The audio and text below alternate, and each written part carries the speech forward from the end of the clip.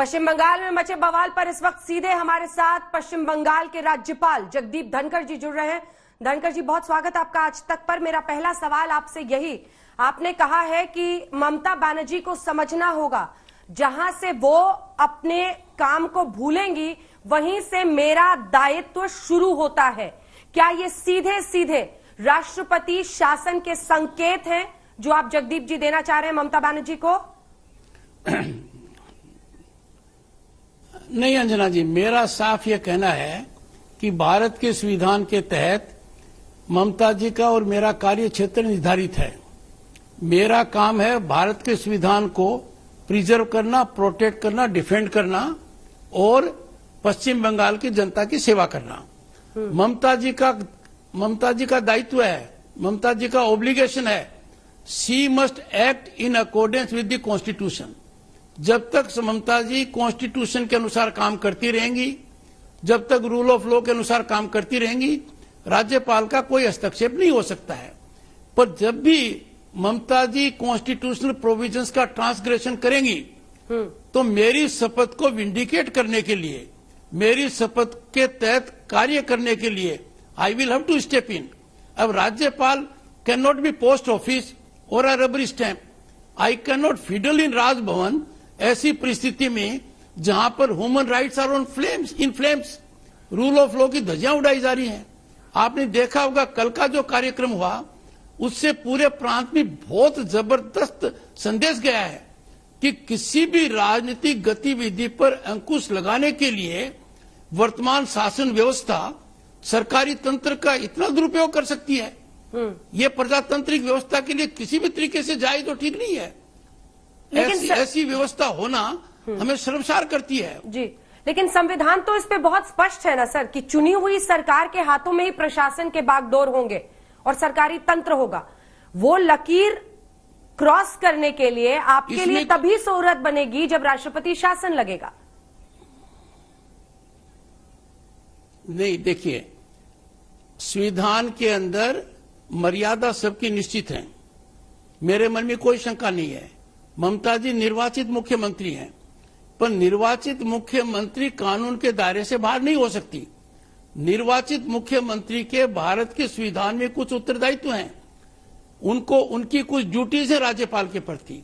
मैं वह ड्यूटी पर एम्फसाइज अंजना जी इसलिए कर रहा हूं कि भारत के संविधान के अनुच्छेद 167 के अंदर लिखा हुआ है duties of the chief minister towards the governor. लगातार यदि अगर वो ड्यूटीज को परफॉर्म नहीं कर रही है और एक के बाद आप देखेंगे public servants are acting as political workers, police and administration is totally politicised, तो हम किस प्रकार से ये कह सकते हैं कि governance is in accordance with the constitution?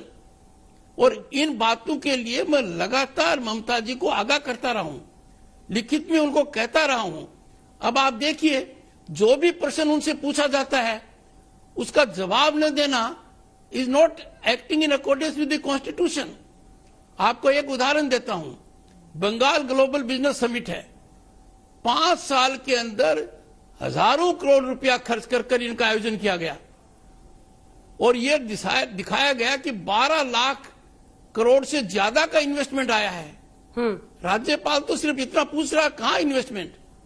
पश्चिम बंगाल के कौन से भूभाग में है, कौन कंपनी कर रही है?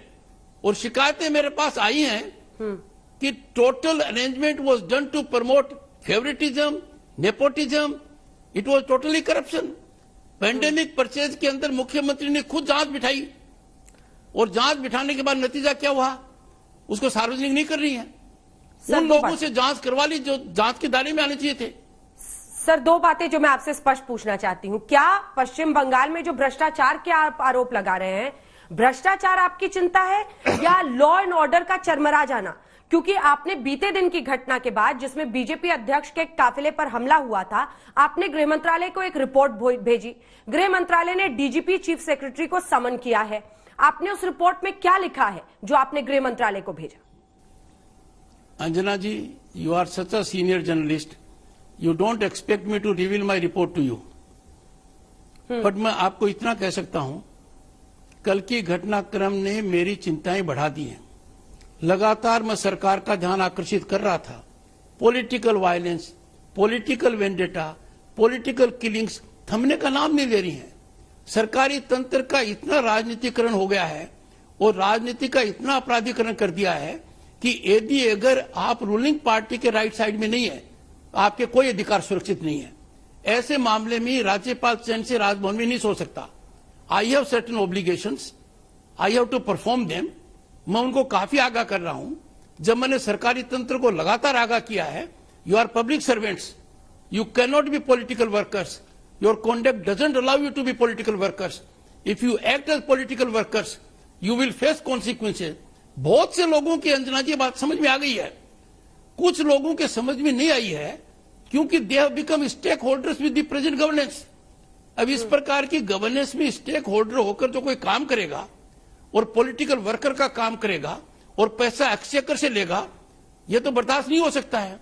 राज्यपाल यदि अगर लगातार ये पूछता है कि सिक्योरिटी एडवाइजर पुरकायस्ता की ड्यूटी क्या है, वो फॉर्मर डीजीपी हैं, या रीना मित्रा जी की ड्यूटी क्या है, या आधा दर्जन अधिकारी इस कैटेगरी के हैं, उनकी ड्यूटी क्या है, तो यदि अगर ये अधिकारी ये मानकर चल जाएंगे कि हम तो रिटायरमेंट के बाद नौकरी में आए हैं, हम पब्लिक सर्वेंट नहीं है, मैंने उनको आगाह किया है, you are public servants, you are accountable like public servants, you have to be transparent, और आप एक्ट्स ऑफ ओमिशन और कमीशन के लिए लायबल हैं।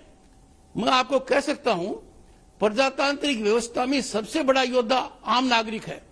पहली बार मैंने आम नागरिक में बदलाव देखा है। वो इस महायज्ञ में अपनी आहुति देने को तैयार है।